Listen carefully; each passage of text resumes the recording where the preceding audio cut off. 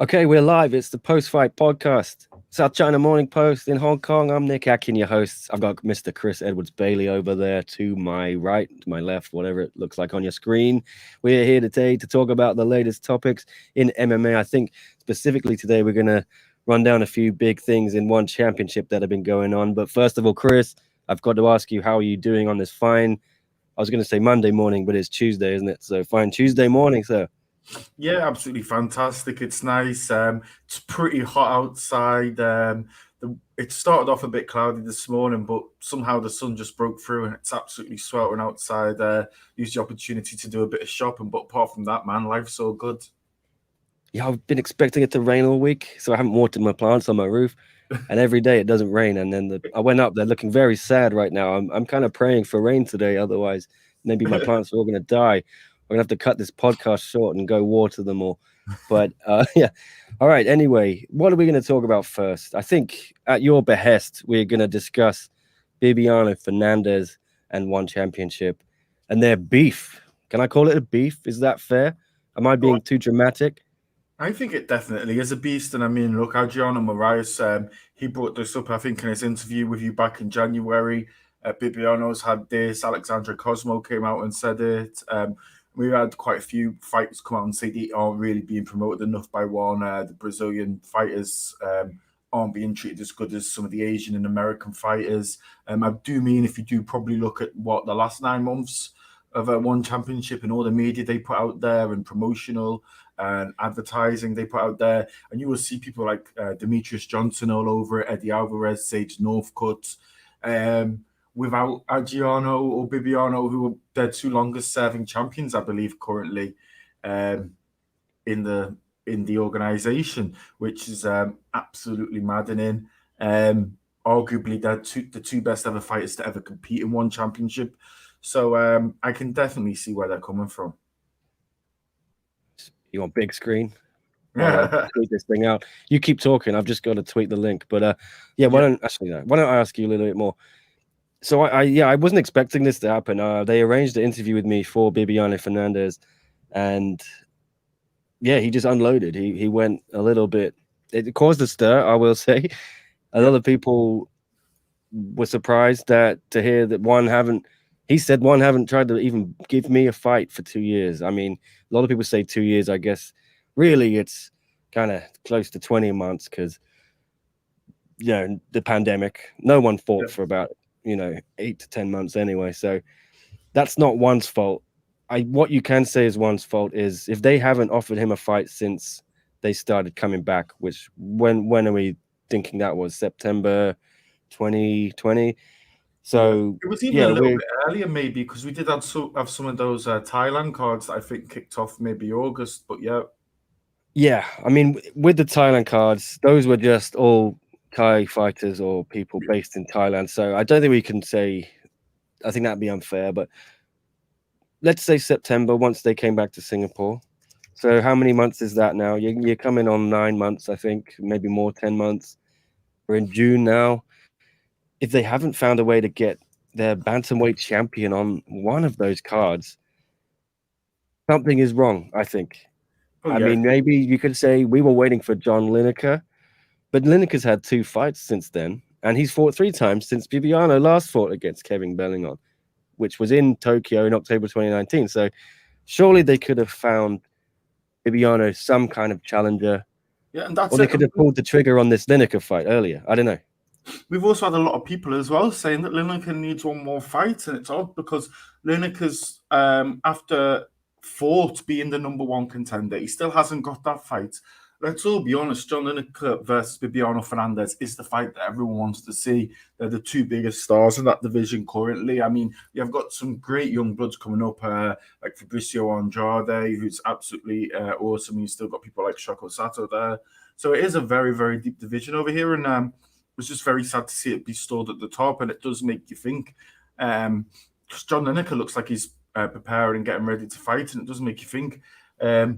If we get 6 months down the line from here, are we going to see a cheeky interim championship coming? I don't really know, but my heart does go out for Bibiano, and he is the best ever fighter to fight in the organization. Look who's here. Hey. Fucking hell. Hello, John Hong Sunny Kong. inside there, huh? I had surgery on my eyes, man. Okay. Why? What happened to your eyes?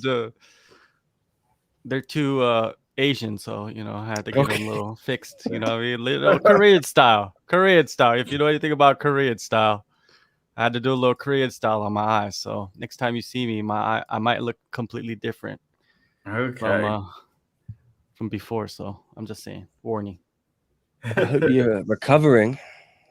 And thanks for joining us. Wasn't expecting you today, JHK. So pleasure. Yeah, I had a little bit. I had 45 minutes or so, man. I decided to join you guys. I haven't spoken with Chris in a long ass time, and Nick. I just love the Vidal Sassoon hair. It's just like I just had to cop on just to say something about that.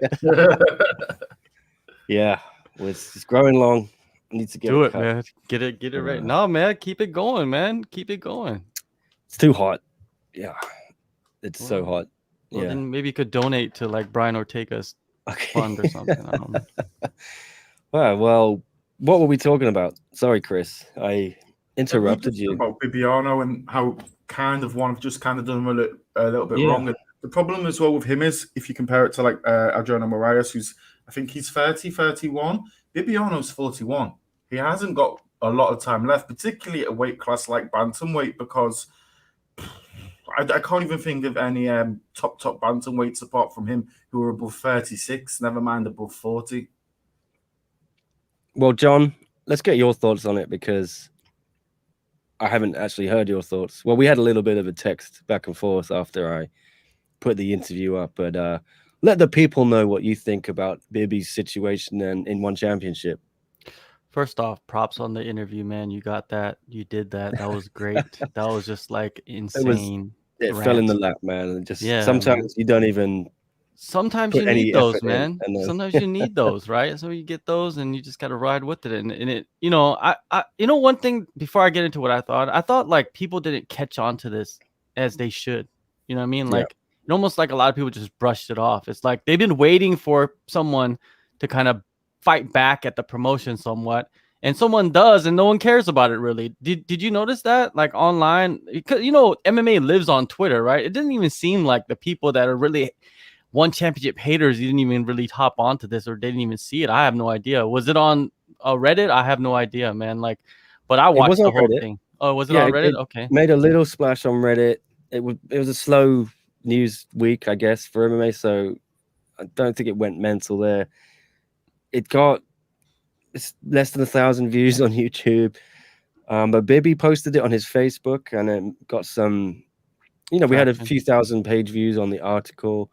It made a minor splash, but it wasn't seismic. But and I figured it would be. I figured that people would have latch on because there's so many haters out there. There's more haters than fans, right? Or fans turn to haters or haters turn to fans, whatever it's called. But now let's get into what my thoughts were on the Bibiano interview. I thought Bibiano, he did a good thing. You know what I mean? He did something that most fighters would not do. They would have no power to do it. And Bibiano, he has power, man. I think he does. He is the greatest fighter for the promotion ever. If you look at just statistics, he is the greatest, man. Like, look what he's done. You know what I mean? Look what he has accomplished for the promotion since the beginning. And Bibiano, he talked about it in the interview. He said he chose one championship over the UFC. How many guys are doing that nowadays? None, right? Especially in that position that Bibiano was in at that time, where he was in that transition phase where they were like, there's just one championship kind of like burgeoning over in Asia, and Bibiano's going to go hang out with him or go sign with them, or he's going to sign with the UFC, because there was a lot of talk about the UFC. But then I believe one gave him an offer that he couldn't refuse. So what did he do? He put his faith behind one championship, behind Chatri, and now I don't know what's going on, man. It's just like 2 years of nothing being offered. And he talks about how the Brazilians are not being promoted. And that's just plain and simple. Like, we see that all day, every day, right, Chris? Like, we know that's happening. Look at the Cosmo Alexandre fight.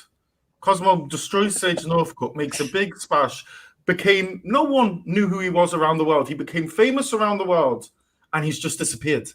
Literally disappeared. I haven't heard anything from him. He did that one interview with Nick when he was having a falling out with one. something's gone down. One have given him a little bit of hush money, or they've done something, given him a little bit of a bonus, and he's just disappeared. Yeah, and he's not even a young guy either. I believe he's in his late No. 30s and possibly his early 40s. And but then he's had a history of like fighting and then having problems with promotions. I think he had problems with Bellator in the past too. But anyways, moving on from that, another thing that kind of like latches onto this is Vitor, him not being with one championship anymore. And it kind of adds on to what Bibiano said. Oh, you got something on that. Well, this is not official, and I don't know why it's actually gone around Twitter that Vitor has left one. There is no official confirmation on that. I've been trying to find out for the last 3 days, and they don't have an answer for me, which is surprising. I feel it would be pretty simple to say yes or no, but this all came from someone on Twitter posting that Ariel said Vitor is done with one. Yeah. But if you go back and look at what Ariel tweeted originally, he said nothing like that. Okay. Yes, Vitor has a fight booked with Triller on June 19th, I think it is, against the real Tarzan, this zookeeper, exotic animal guy. To be fair, like I looked at that guy up and I had no idea who he is, but he's got 6 million followers on Instagram, so fair fucks. But yeah, he's fighting the Tiger King.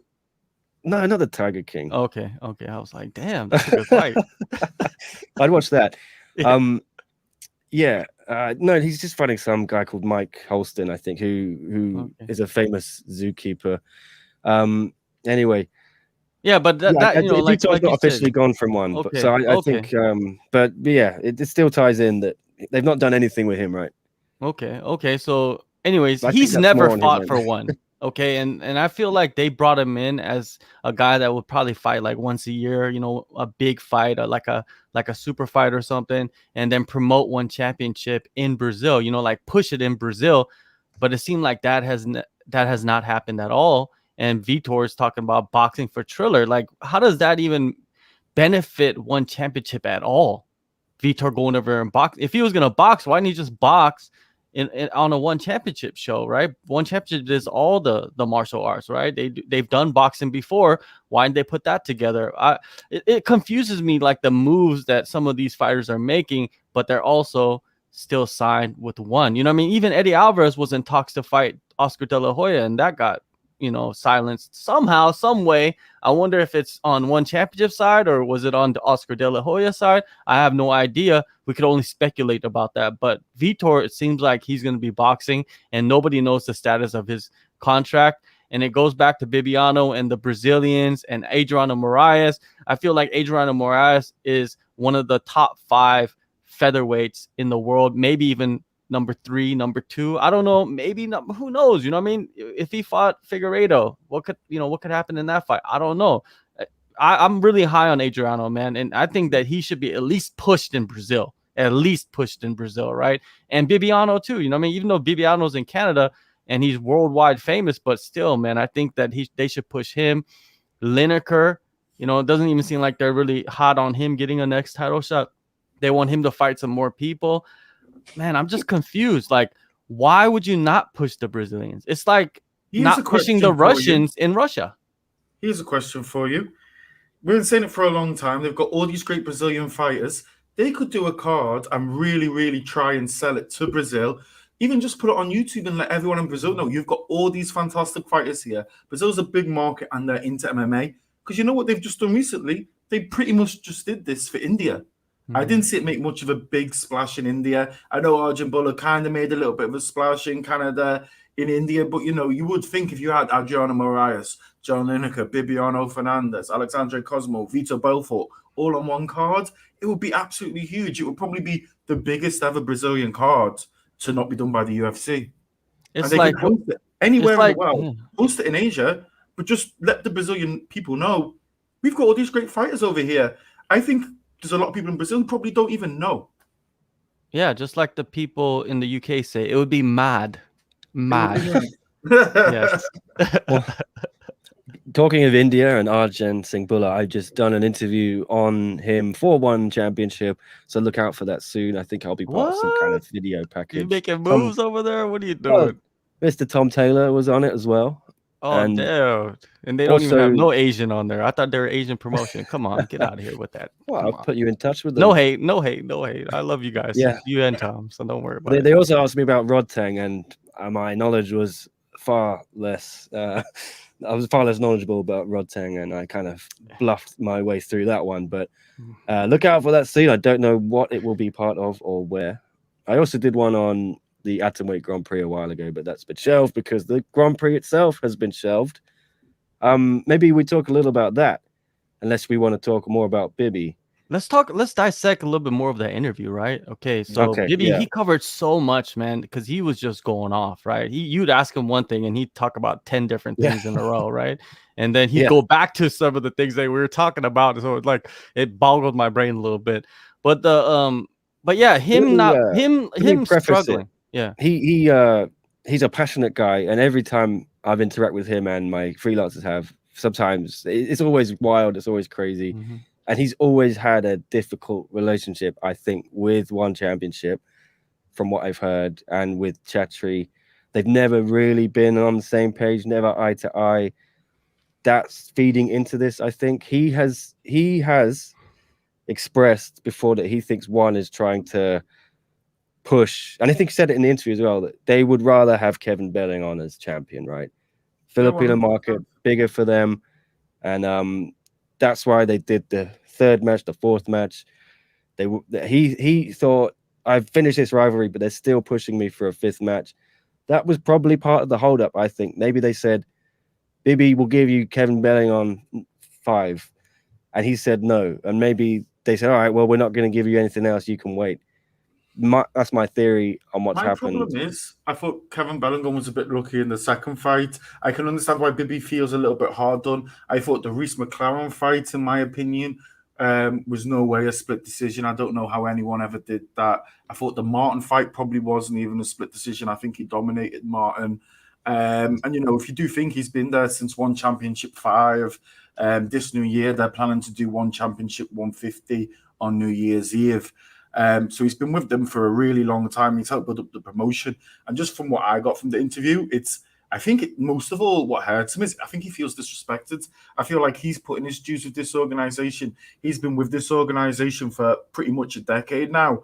I still think he's getting disrespected. And just to put in context how much of a legend Bibi really is, I mean, this was a guy who's fighting Uriah Faber 16 years ago.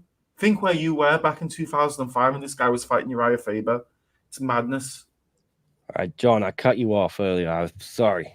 Yeah, the floor is yours. I don't even remember what you were saying. I don't even remember you cut me off, to be honest with you. I'm cutting you off. It's all good. I don't know. Well, yeah, what do you think then? So, dissecting the interview, do you think Bibiano has the right to feel aggrieved by all of this? He does. He does. There's without a doubt that he has the right to. He's a legend of the promotion, dude. The promotion is only 10 years old, and he's a legend of it. Like, there's rarely many guys that do that for an organization when they come in. I don't want to dare say like he's the Hoist Gracie of One Championship. Am I going too far, Chris, by saying that? He's that pivotal for the organization, like starting it out and growing its popularity and even luring like fighters to the organization, such as Demetrius Johnson, right? So I don't know, you know what I mean? Like with the interview, all the points that Bibiano made, I feel like it's all his frustrations the past like 8-7 years are just coming out in a half hour, just flowing out of him. And yeah, I want to kind of see him do a couple more interviews, you know what I mean? So he can express like what he expressed in your interview, Nick, in a little bit more detail, you know, like break it down, compartmentalize his thoughts and kind of give us more detail into it, give us more insight into every situation. Because I don't understand why they would want him to fight Kevin Bellingham for a 5th time. That screws my mind. Like, I love fighters fighting each other like multiple times, even 5 times. I don't mind that, you know what I mean? But isn't Kevin Bellingham coming off losses? And they've just fought 3 times in a row. That's what I'm saying. Like, he needs to kind of get a couple more wins, man. Beat some prospects or something. Build yourself back up. The guy that you should have beat and then you'd have the argument to fight Bibiano was John Lineker, but you got starched by him, right? I remember the interview that me and Nick did. Oh my And god. that was that was hilarious. But I'm not gonna say anything about that. But No, I'm just no. saying it was hilarious. Go back and watch it. I showed him the KO. And John pointed out that's probably not the best thing to do. Yes, Like yes. when you had the video of him getting, I mean, it wasn't like a viral knockout where he flew off his feet. It was just like a kind of ground and pound, wasn't it, after getting knocked down? And I don't think it was too embarrassing. But anyway, Kevin handled it really well, and all respect to him, man. He was just like a full-on professional. He didn't even like flinch, dude. He was like, that's how much of a fighter he is, man. He loses, he's like, I'm back again, man. I'm gonna fight again. So it's all good. But with Bibiano, man, they need to put, like Chris was saying, if this is the moment to put on an all Brazilian card, Bibiano versus John Lineker. I know Bibiano said in the interview that he doesn't believe John Lineker deserves the next shot. He feels like he should at least beat one more guy. And I have to disagree with Bibiano on that, man. John Lineker has come in and steamrolled everybody pretty much, right? All the contenders that they put in front of him. They should just give him the shot and see what he can do against Bibiano. I would still give Bibiano the nod, even if he's been out for 2 years, because Bibiano is such a cerebral fighter that he knows how to go in there and win fights. It doesn't matter how heavy your hands are. Remember, he fought Martin. Martin has crazy knockout power, and he neutralized that with his grappling. So I think they should do that. Adriano should be there, right? Maybe the co-main event defending his title, or even fighting like a super fight with somebody. Who knows? You know, maybe even rematching DJ. Who knows, man? I wouldn't mind seeing that either, to show everybody that that's not a fluke. Like some people believe that fight, that result was a fluke. And man, that word fluke, I hate it. It's like the word lucky or the word scared in this sport, right? It's like we should be very selective of how we use it. So why not? Why not put Bibiano in the main against Lineker, put DJ, you know, in the rematch against Adriano in the co-main event, and you could put like Cosmo Alexander. Who are some other Brazilians that are coming through? I can't even think of it. Even if you look at just the bantamweight division, I mean, Fabricio Andrade, top Brazilian, training with the Hickman brothers over in Thailand. He's ranked third in the division. He's come off wins off, I think, Shoko Sato, and I can't remember. Mark Abelardo, I think he beat in his first two fights. He's a top fighter. And being ranked third is he needs one more win, and he's going to be next in line for the title shot anyway. So one championship. If you're not going to promote Brazilians, the next two fighters probably to fight for the title are John Lineker and Fabricio Andrade. Two more Brazilians. What are you doing? Maybe they'll like Andrade because he trains in Thailand and he used to train in Hong Kong. So yeah, a little bit more of an Asian link for them there. But yeah, it sucks because this division is great. It's one of one's best divisions, I think, and get it moving in some fashion. There's two sides to every story. Of course. That's what I'll say. And maybe one will dispute what Bibiano said. Maybe Bibiano is not being 100% truthful. We got to give one that right to reply. I'm trying to see if maybe they want to do an interview, maybe get Chachi to talk about it, but not at the moment. They're more interested in this Nielsen stuff. And I think they're putting out a few fires with the news of the public listing, the IPO, which we might get to a little bit later. But yeah, I'll open it up to you guys. If you want to get anything more in on the Bibiano situation, now's the time. Make your piece. Say your piece. Sorry. I just want him to be respected. I want him to get everything he deserves. I do agree with him that they probably are a little bit disrespecting the Brazilian champions. If they were American, which a lot of them are naturalized Americans anyway, but if they were American, they'd be getting a much bigger push. Even John Lineker should be getting a bigger push than what he's getting. I see a lot more upsides in John Lineker, for example, than I do in an Eddie Alvarez now. So I'd really like to see them push it. And it's the fact is if it's a country that keeps producing great fighters and you've got more good young fighters from Brazil coming through, you should be doing something in Brazil. Otherwise, you're just wasting your time even signing them, right? Yeah, and like you said, this guy's the GOAT of one championship, the greatest of all time. Get this man a fight if you're listening. One championship. Yeah. There's two sides to every story, man. So we have to hear what one championship has to say, because they were under pandemic protocol, COVID protocol, and and we have to see if something was holding up Bibiano that we don't know about. You know what I mean? Maybe it was just hard to contract fights with him with certain fighters. Maybe certain fighters didn't want to fight Bibiano and they turned down the fight, because you know what Bibiano said, he's been waiting for a fight, he just hasn't gotten one. So maybe one champ's just going to clear that up. Maybe they did offer him a fight, we don't know. You know what I mean? Like, there's, like Nick said, two sides to every story. There's your side, his side, and the real side. So I want to see how this plays out, but I support Bibiano, man. Bibiano's like always a pleasure to talk to. You know what I mean? Like, he's never been disrespectful to reporters or nothing, man. He's always been cool. He started calling you, didn't he? When he thought I had the interview with him, but it was Nick that had the interview because I was interviewing somebody else. So yeah, so he's always been nice. Yeah, yeah. So that's so weird. Like how he thought he was gonna interview me. I was gonna interview him, and then it was supposed to be you, and then I think he was just confused on like which, like application or whatever. Well, he's a passionate guy. I'll say this. I just, from personal experience, I remember after the third Kevin Bellingham fight, when he fought him in Tokyo at a new era, and it was the DQ, and Kevin lost the title on the DQ with the red card, the elbow to the back of the head. Bibiano was super pissed off. He was walking around the hotel saying like, fuck this guy. He had gave me a concussion. There's no way I'm going to give him that rematch. He never even wanted to do the fourth fight. And he did that, I think, just out of respect. And there's no way he's going to do a fifth. Let's just say that. Yeah. He just always felt like wants Kevin to be champ more than him. And he's definitely got a chip on his shoulder. He's a passionate guy as well. One of my other freelancers did an interview with him once, and I was the one who put the article online. And in the article, the quote said something like, yeah, I'll beat Kevin again. I'll beat Martin again. No problem. If they want to do it, I'll beat both of those guys. And I kind of put that in the headline, that he says he can beat both of those guys again. And he got very upset. He says, I don't want to seem disrespectful. I'm a very respectful guy. I think he's passionate, and we have to take that into account. Maybe he wears his heart on his sleeve, and maybe he was just fired up that day I spoke to him. But we'll see how it plays out. I imagine he got a phone call, guys. What do you think? From someone in one championship. Well, hopefully that's all I want to do. Let's instigate some talks. Let's get this man a fight. Chris, the final say will go to you.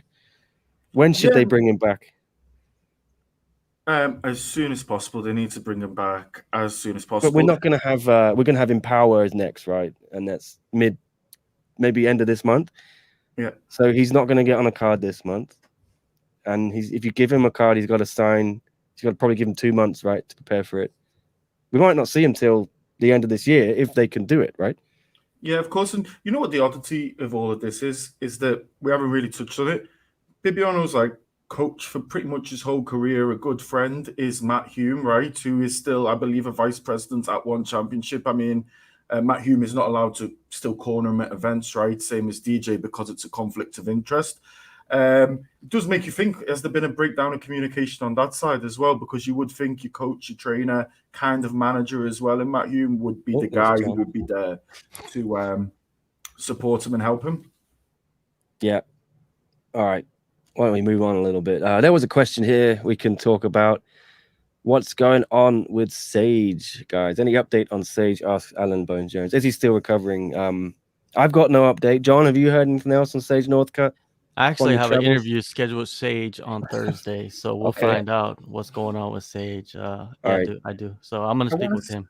I want to say, was it February or January he last did an interview, and he still then had not been cleared, right, for hard sparring because of his injuries. I did one with him maybe in May or April, not too long ago. Yeah. And he talked about blood clots, and he was still doing blood work. So I don't think he'll be back anytime soon, but tune in to John's interview, Bonesy. Yeah, we'll find out. We'll have an update for you then.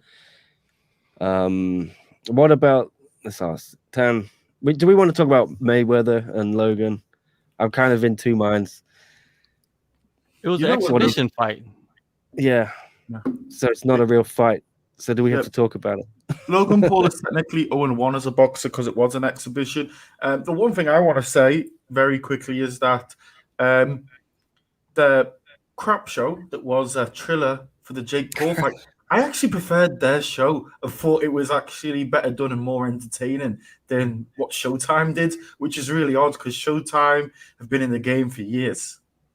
I think, yeah, Showtime presented it as this real thing, whereas Triller embraced their it place. being a farce and a circus, and they had all that crazy shit with all the stupid stuff on there.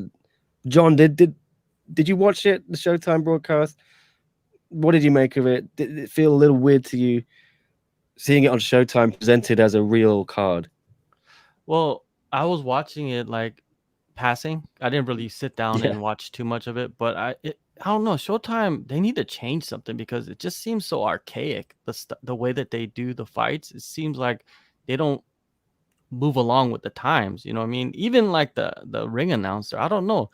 Something about that guy. What's his name? I don't know, the ring announcer guy. His voice just bothers me. Mauro Ranello. No. He's the commentator. Okay. The ring announcer. The actual announcer, yeah. Yeah, the announcer. He's just like, I don't know. He just makes it sound like we're in the 1940s for some reason. And Mayweather's like, I don't know. It's just, yeah, it shouldn't have been like that. Yeah, if it's gonna be a spectacle, it's got to be a spectacle 100%, right? And that's what Triller's for. And they should have done it on Triller. Chris is right. You should have brung in Snoop Dogg and Zach Morris from Saved by the Bell and Tony Danza from Who's the Boss, and like just bring in every TV show star from the 1980s to fight some like YouTuber. And I don't know, man. Mayweather is Mayweather, man. Mayweather, I think he's lost a lot of luster with this fight. I think he's lost a lot of his it factor, I believe, with this fight by taking this fight and like going to the decision. If a lot of people say like, oh, he should have knocked him out, but you gotta think Logan Paul, I feel like he's like 40 pounds bigger than Mayweather, right? Something like that, something insane where it's like, okay, you fighting like a sixth grader, do you think he's gonna be able to knock you out? Probably not. You know what I mean? Unless the sixth grader is John Jones or or Kevin Bellagong in sixth grade or something like that, right? But other than that, I don't know. I thought Logan Paul did all right. The show could have been better. It should have been produced better, like a Triller show. You bring in acts and and just make it like a wild rave type thing, and they should have done it like that, but they didn't, man. And they did it on Showtime, and I see John Nutt it was possibly the third biggest pay-per-view in history. Why would they change it? Because I said so, John. That's why, John. I'm on the show talking, John. And I don't care if it's the third biggest pay-per-view in history. It doesn't matter. It doesn't matter to me. I'm not a numbers guy, right? Like that's something that I never really cared about. This is my opinion watching it on passing by. That's the thing is I didn't even sit down and watch it. Like I have it on my streaming thing that I get for free. Not for free, but I pay monthly, and it was on there. But it had really no interest for me. I mean, I would go on Twitter from time to time to see what people are saying, but nothing too interesting. I'm more interested in Jake Paul fighting. Like I'm more interested in that, and that's on a Showtime too, right? But that's legitimate professional boxing. They're gonna be boxing like professionals. So I don't care about Mayweather anymore. And Logan Paul, I think he should go to Bellator and fight MMA. Apparently, the ring announcer is Jimmy Lennon Jr. Thank you, Alan, for pointing that out. Yeah, it sounds like a 90-year-old grandmother. Logan Paul, I don't think would ever fight MMA because he got paid $18 million for that fight. And no MMA organization is going to pay him that much money. Was it you who retweeted Francis Ngannou? John? Yeah. You retweeted Francis Ngannou. I mean, a man whose first language is probably some African dialect. His second language is probably French. English is his third language, and he put it more eloquently than a lot of MMA commentators, bringing up the issues in fighter pay. Well, what did he say? Wrote that for him. Where did we go wrong? In all caps. I don't know. Yeah, you went wrong because you're letting other people handle your career and your money, right? Mm-hmm. Whereas these poor guys, to their credit, they know how to make money, and that's all I can really say. I wasn't too bothered about it, but got people talking again. These guys have a knack, don't they, for promoting themselves for. That's what the fight game is, isn't it? And they seem to be better than a lot of fighters, actual fighters, at getting people interested in their fights, don't they? Well, they have a built-in crowd. They have a built-in base. Yeah. They're already hugely popular. They have the advantage that when they started off fighting, they were full-time because they had already made so many millions of dollars. They can employ the best coaches and train all day. There's a lot of fighters who, when they're in the UFC, can fight in the UFC and not even be full-time. I think this comment from Alan sums it up. I watched it for free and still felt robbed of my time. I felt the same way. Alan, But, you shouldn't steal. Always pay the pay-per-view price. Yeah, I'm like myself, I'm more of like a fight fan and not a boxing fan. I don't know if that makes sense or not, but I like fighting. I like fighting where you like use all your limbs pretty much, right? And you know, like that doesn't interest me, you know. Mayweather, like I'm not like I don't really I don't even remember the last time I watched a full boxing match. Like even when Wilder fought Fury, I didn't watch the whole fight. I just watched like the highlights, right? It's just I don't know, it just doesn't interest me. It's not like as violent as I want it to be. That sucks to say, but that's what I want. I want to see violence, and boxing is not really violent enough for me. And I think a lot of people probably agree. Yeah, Chris needs to get some sunglasses eventually. Yeah, I went past the sunglasses shop earlier and I did think, oh, I could pop in and buy myself some shades, but I thought save myself a little bit of money today because I went into the nice big No, food man, shop. go to the street vendor on the corner and get you some, you know, some knockoffs. So if you lose them, you don't. It doesn't matter, right? Yeah, I was out going to buying put some mine nice on keys. and show some solidarity with you, John, but I left them on my desk upstairs. I'm in the office, so I've got to stick with these. Otherwise, I can't All see. right. They are subscription shades. But what do you want to talk a little more, any more about Vitor, or do you want to get into this IPO stuff? I I'll will say just on say- Vitor again. I have heard, all I heard was the Chatri gave him his blessing for this fight. So it's not like he's going against them and there's some kind of contract dispute. I think Chatri probably realizes it might help bring some publicity somehow to one championship. Does it? How? You've got a How guy does with that 6 million followers, right, on Instagram, and 1 million on YouTube nearly. And if Vitor wears a one championship T-shirt or something, or a hat, maybe that might. Oh, okay. I guess I don't know. then he's just the sponsor. Like, He's a but walking I don't know. advert for one. Yeah, I I guess don't know so. how big this Vitor fight will be. I don't really know the guy who he's fighting. Was it the press conference last night for the Vitor fight? They had a press conference. Yeah, I think they had a press conference. I didn't see it. I don't know. Yeah. Oh yeah, this is interesting actually. John KL point out.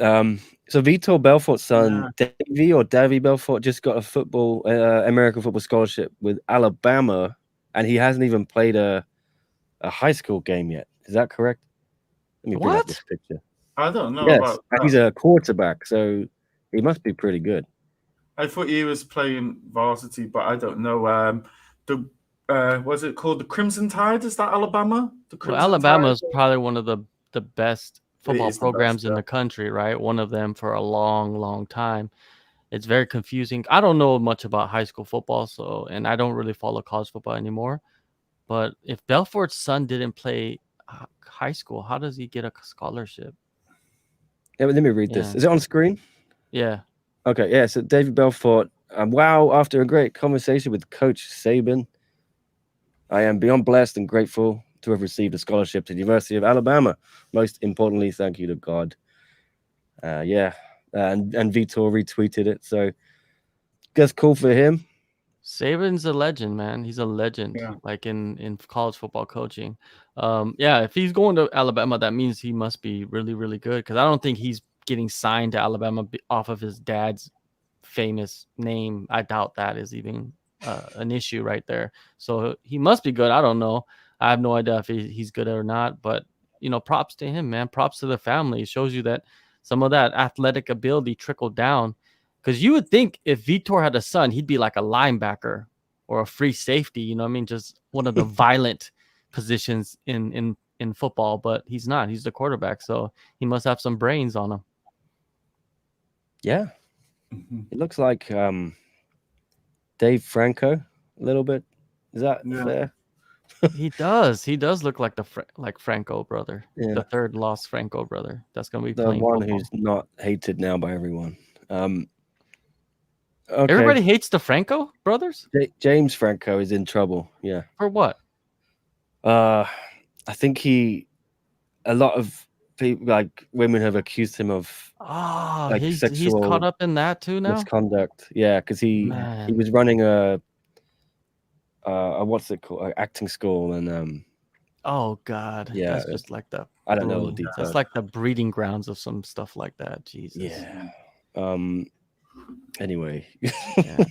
Let's separate ourselves from James Franco. He's not part of our Yeah. crew anymore. James Franco's not part of our crew. Yeah, he's banned yeah. from Korea anyways for making that stupid movie. Okay. How about the IPO stuff? I think Chris may be in the best position to talk about this, but Tan New He's our asked a Wolf of question. Wall Street. Yeah. I'm gonna get Tan's comment. Tan says one just raised $70 million last year. Oh no, that's something about thingy. Did you ask about this earlier, Tan? Maybe not. Well, anyway, what's the news, Chris? I'm gonna try and find it online and share it on screen, but there's been it looks like a couple of CEOs or something on the One Holdings group have resigned, which indicates they are preparing for a They public weren't listing. CEOs, they were directors, they were on the Director. boards, they were appointed Okay. there from the other shareholders. One, I believe, was from Temasek. I believe the other one was from TMT. Temasek is the Singaporean Sovereign Wealth Fund, and TMT. So I guess there probably is on some level a conflict of interest between them listing when having people who are obviously connected to the government working for the Sovereign Wealth Fund, I would assume. Okay, well, it's made a splash on some. I don't know how big the Business Times is, but it seems like a real outlet. Temasek link Garage. directors of One Championship resign, writes Sharanya Pillai. Two Temasek link directors of One Championship, Derek Lau and Fok Wai Hung, recently resigned from the board of the MMA outfit, according to regulatory filings of its business entity group, One Holdings. What? I have to pay to read the rest, so I will not. Oh my God. Why are these people doing that? Temasek, yeah, it is on Deal Street Asia as well, and I think Singapore's biggest paper wrote about it, the Straits Times, and I know that One were kind of frantically getting some stuff out there yesterday about it. I think they wanted to get their side out on this. I think Hua Feng gave a statement which didn't really say too much. All signs point to them preparing for a public listing, don't they? How does that work, though, Chris? What would it be? This IPO stuff. You know more about it than me. Well, the IPO would just be them selling stock in the company for a price in order to raise money that they can then put back into the business. I don't know if it totally makes sense for One Championship. One of the big problems with it is that you really do have to open up your records, as particularly in the fact that they're not listing over here in Asia. They would list in the New York Stock Exchange, which you're going to have all sorts of accountants from the big four auditing companies going through your book. So, in the real world of finance and in the world of being a publicly listed company, there is no such thing as what was it they call their potential viewers? There's no potential revenue or potential profits or potential dividends or potential stock prices. It very much becomes a matter of fact kind of decision. Look, you just have to look at what has happened so far with the UFC and with Endeavor listing is the amount of people that can now go through their financial records is much bigger, and it will get bigger over time as they release more financial records to the market. Chris, bring in that accountant. He just fried my brain. Here. Yeah. Just fried. I watch Billions. I know a little bit. I'm hooked on Billions right now. I've been watching it for like the last month. Yeah, it's pretty good. Yeah, it's a good show. I think that guy on Billions, he reminds me of what Dana White would be like if he was like on Wall Street. Like he is straight ruthless. Like he will do anything to like get his business, to the top. So anyways, that's billions talk. But yeah, the IPO, I have no idea about that stuff. I know the UFC, didn't they recently they had IPO, right? Endeavor IPO. Endeavor had the IPO. A lot of fighters are like, I'm buying stock in Endeavor and woohoo, right? And I'm gonna make a lot of money, but not really at all, right? Is there a potential of making lots of money when an organization like a mixed martial arts organization has an IPO, Chris? Not really. I mean, sports businesses generally do not do so well on IPO. You can look at Juventus, Ajax, Borussia Dortmund, Man United. I mean, Man United, one of the biggest football clubs in the world, been on the stock market, I think, relisted in about 2012 by the Glazer family. They're up about 20% when you compare that to the rest of the market. It's up about threefold. It's not a fantastic performance considering they keep growing their revenue.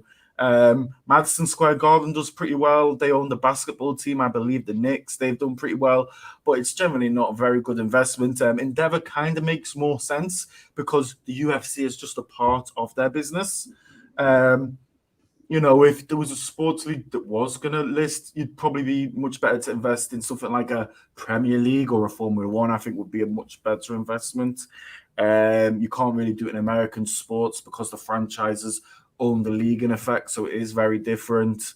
I just don't really see the need of it, but they need to raise money in the public market. That's what it exists for, but we'll just open you up to a lot more scrutiny.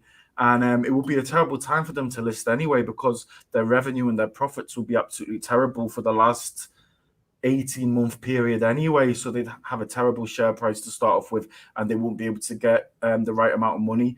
They always say list in good times. That's when you get paid. There was some rumors as well.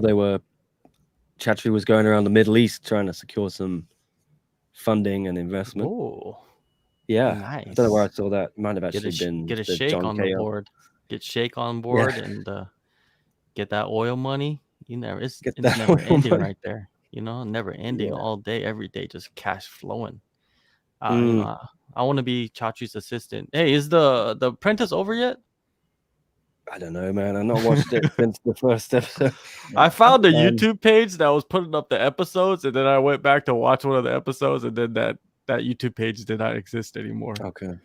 Because they just chopped it down.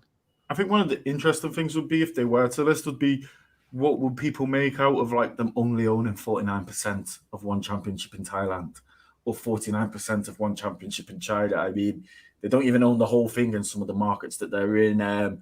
We've all heard the rumors about how they operate in Thailand, but we're not going to delve a little bit too much into that. But be interesting to know who owns the other 51% of one championship in Thailand. Maybe some colourful characters, eh? John Nutt. Man. Yeah. Could be you John never Nutt. know. John Nutt could be the man that's holding the big piece of the puzzle in Thailand for one championship. We have no idea, right? We have no idea. John's doing major moves all the time over there, right? Pushing the sport, pushing every sport pretty much. It could even be the Joshua Fabia of Asian MMA, Leon Jennings, because we know he has really close connections with Thailand with his mum living there. He did disappear to Bali, so maybe he's running out of the jurisdictions of federal pursuit. He was kicked out of Malaysia, so he is going to any place that will take him. Exactly. Maybe he's opening up one championship Indonesia, and he's gonna own like 53% of that. So we have no idea. Leon has been MIA for a little while now, so yeah, we're gonna have to check. He's been doing his research, guys. He's been doing all his research. He has coconuts over his nipples right now, so we won't get into that too deep. Yeah, on the beach. That's how he's getting his internet. He's rubbing two coconuts together. I've got one very quick question for you guys. When is one championship in Power happening? And when is it? He wants the Grand Prix finished in September and the winner fighting Angela Lee in November. You think it's November 2022 now? Wow. I think it's going to have to happen all in one night at this rate if they're going to get Angela against the winner. Well, I heard that at the end of this month, they're going to have the Empower show, right? At the end of June. Or if they delay it, it's the beginning of July. So you have them fight then you're going to have to have them fight in September. You got to You cannot just wait until October. You got to have them fight in September sometime, and then after that it would be December. I don't think it's going to be over in November. But that just gives Angela Lee a little bit more time to be with the baby, get her weight down, get back into training. I think it works out well for Angela Lee, right? Mhm. But the other fighters it doesn't, because they've been in camp, they've been training, they probably been going through massive amounts of injuries. Maybe now they have to pull back and kind of relax and then like jump back into camp. I don't know, man. Like, this is not going to be good for a lot of the fighters in the tournament. And did they even release who the mystery woman is in that final slot? They confirmed that it's Julie Meza-Barber, Brazilian fighter. I think I got a name right there. Okay. She's gonna fight Mengbo, I think, instead of Ritu. I heard that there's going to be there's a couple alternate fights too. Okay. Like involving some of the fighters that you would feel like should be in the tournament. They have not announced it, but I've heard behind the scenes that they already have the matchups. They already signed the fights. That they just haven't released the matchups to us. Well, but I've heard I think stuff. May Yamaguchi was in Singapore when they were set to hold that event. So you got to imagine she's gonna have a alternate fight. I know her opponent. Like, I've heard who her opponent is. I just can't say because I don't want to, put it out there like that. But I'll tell you guys off air. But you know what I mean? Like, I've heard that matchup, and there's another matchup that they have put together. But I won't say that right here because then I'll be revealing my sources, right? So well, I'll let you guys know. I had it confirmed to me by Chatri that Jihin is also an alternate. So you got to imagine Jihin Radzuan is gonna have a fight against someone as an alternate for that Grand Prix. I guess May Yamaguchi probably has to be an alternate, right? I mean, she's still in the rankings. Yeah, of course, man, of course. And I don't think they're gonna fight each other. Let's just put it. The latest rankings update, I just didn't give a damn, and I flipped it all around, and I just put May at like number 3, I think, because I think she should be higher than she is, and I wasn't having her being below Stamp, and I don't even know who's number 5 now. So let's see if that has an effect. Hannah's 5th in the rankings now. What? She hasn't even fought in one. Yeah, this is some bullshit. I can't talk too much shit about rankings because I'm part of a rankings in Bellator, and then people are just shitting on the Bellator rankings too. So it's like I gotta be quiet as much as possible about that. Yeah, but, you know what's really interesting is everyone. Are you kidding, Chris? I need to see this for myself. Saying a lot of bad stuff about the one rankings. A lot of people saying bad stuff about the Bellator rankings. I have my issues with the Bellator rankings. I'm sure a lot of people do, but obviously it's somewhere in the way they're compiled. But isn't one of the reasons we have all these people having problems with the rankings is because we actually know who do the rankings and we can find them on Twitter and they have public profiles in comparison to the people who do the UFC rankings who are just like nameless executives and directors, right? No, they do release who the but they do have a name with them, but like none of them have who are they? Yeah, it's very confusing why they would select those people to do the rankings. Some of them are decent individuals that cover the sport, but then others are just like, who are these people? We have no idea. Well, there you go. Yeah. Ham is number 5 without ever having a single fight in one championship. She's deemed one of the top 5 in a weight class she's not really been fighting in because it's actually strawweight. Can you justify her being top 5 here? No. She hasn't fought for the promotion. You know what I mean? It's like, I don't think you should be ranked until you fight for the promotion. And then let's say she fights, somebody in the top 5 and beats them, then you could put her in the top 5. But just to put her in the top 5 without even competing, it's just, I don't know, it's very odd to me. But a lot of promotions, they've done that. You know what I mean? It's not just one championship. Other promotions have done that. So the only thing I would say is if you look at Mano Cape, he came over and got, I think, number 3 or number 4 in the division straight off and got a ranking straight after it. Yuri Bukocha with fucking Ozdemir did similar, but they weren't given a ranking until they'd got a win or a loss. I've seen people debut and get a loss, but they've lost to a top 5 guy, so they've got a number 10 next to the name, for example. To me, it doesn't sit right. the 5th ranked person should be someone who's fought in the organization personally. Ideally, someone who's got a win. All right. Wow. Well, hey guys, I'm gonna have to take off. It was good chatting with you guys, Hey, and I'll Just very catch quickly, you. John, before you go, a lot of people asking about Ryzen this weekend. What's the fight to look out for this weekend in Ryzen? Oh man, there's so many good fights. That title fight between Satoshi and Musayev, somehow Ryzen got Musayev into the country, and he's finally going to fight. We haven't seen him in a long time. I believe in like almost 2 years. Yeah, he's one of the killers, man, at lightweight. We're gonna see if he could defend the title against Satoshi. Satoshi's a killer on the ground. We'll see. Kleber, I believe Kleber's fighting. Kleber, man, he's the guy. I think he's fighting Asakura. That guy is so good. Like, I've known about him for so long. He used to fight at Rebel FC. Think about how long ago. You know who fought him? Kleber? George Hickman. When he used to fight, he fought him in Rebel FC, and Kleber's gone to Europe. He's gone everywhere. Now he's just starting to get recognition. Look out for him, and of course, man, the Bantamweight Grand Prix, it starts this weekend. So I'm gonna be watching it live, man. I love Ryzen. So Ishiwatari versus Inoue for me. I think that's the fight. That is a good fight. That is good. Ishiwatari, he was out for a while with some injuries, and he's fully recovered now. And I like his style against Inoue, a young guy who has a lot of experience but still young. I want to see if he could take the old dog out.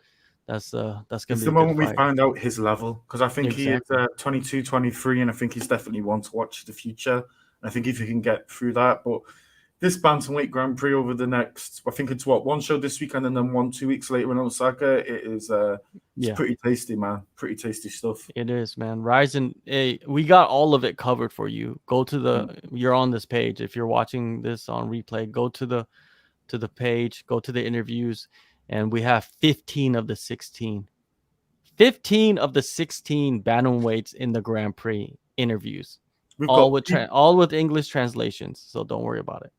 And just so you guys know, the interviews are just so fascinating because you've got young guys coming up, established stars, but you've actually got legends of the game like Imanari. That Imanari interview.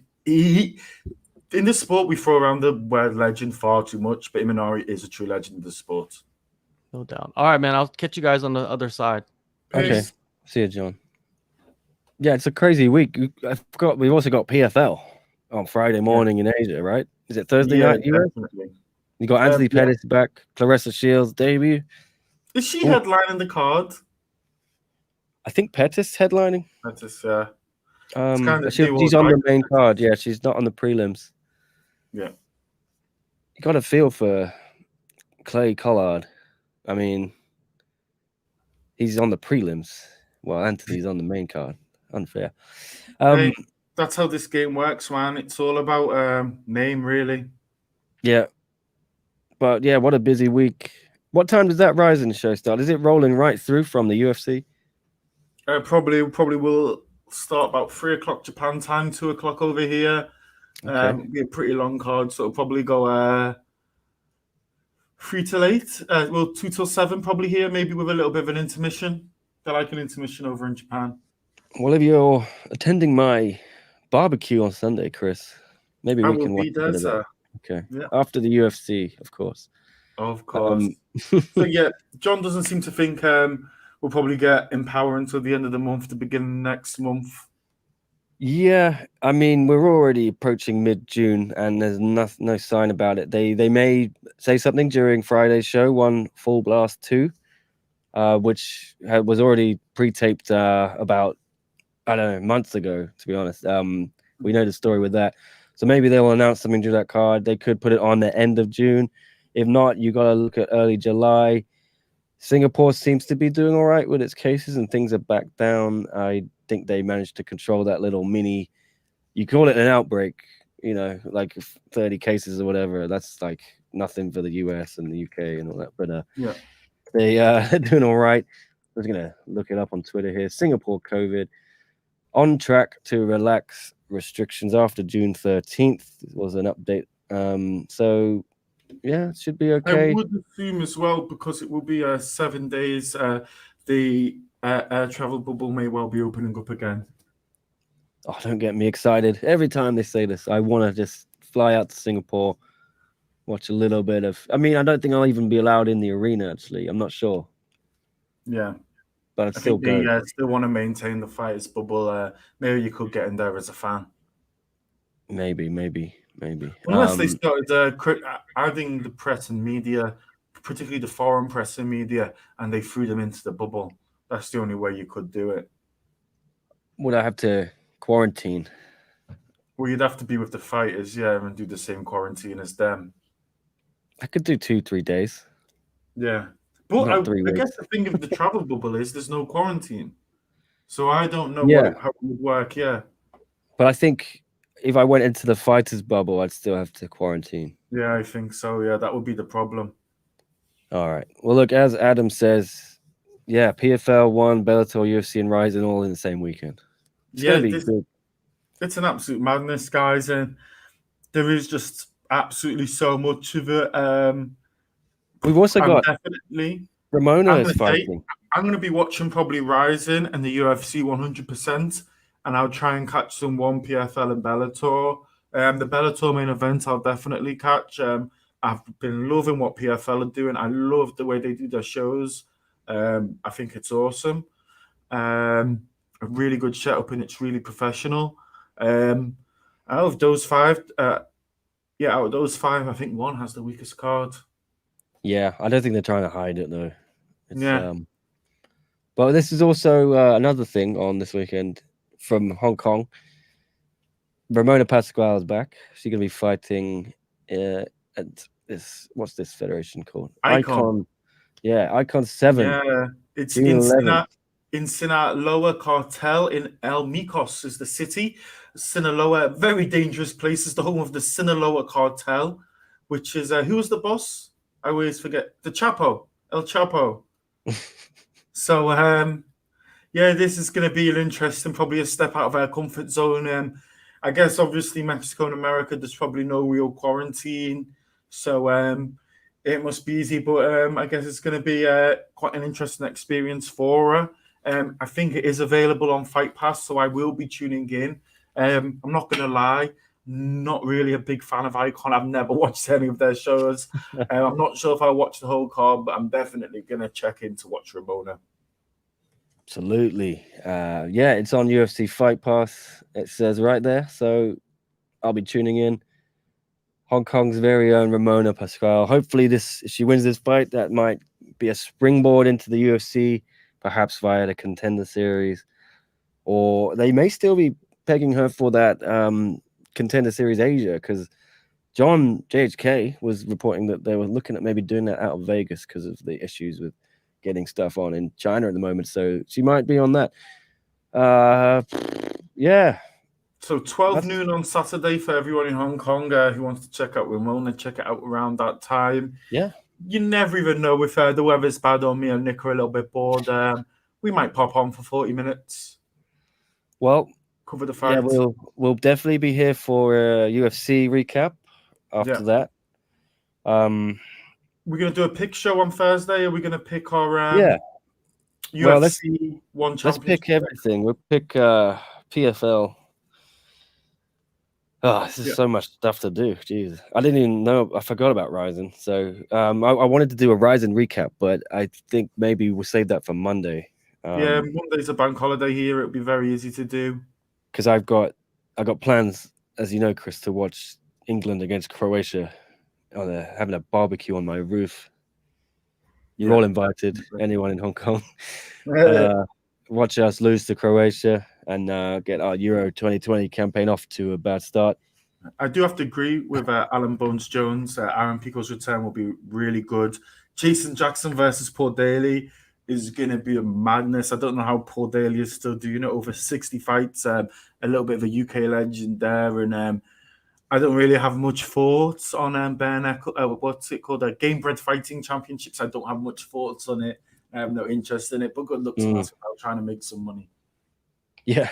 What else? Yeah. Well, so John is going to have his show on Friday. We probably won't do a live fight companion for Full Blast 2. I don't think it's really worth it. But I plan on having some live shows Wednesday, Thursday as well. So who knows? Maybe on Saturday we'll do a little something to talk about Bellator, and yeah, we'll keep it on SCMP MMA, guys. We're gonna have stuff all week, live shows all week. Drake Riggs, Big Rig himself, is live, or he's gonna be live on the ground in where the hell is this one? Phoenix? Yeah, I think it is. Yeah. Okay. Drake is in the desert, Arizona. He's out there. He's going to be bringing you all of the media day interviews, all of the weigh-ins, the press conference, and then the post-fight interviews. Going to be writing some previews to show the man some love. Subscribe, like, follow him as well on all of his endeavors and channels.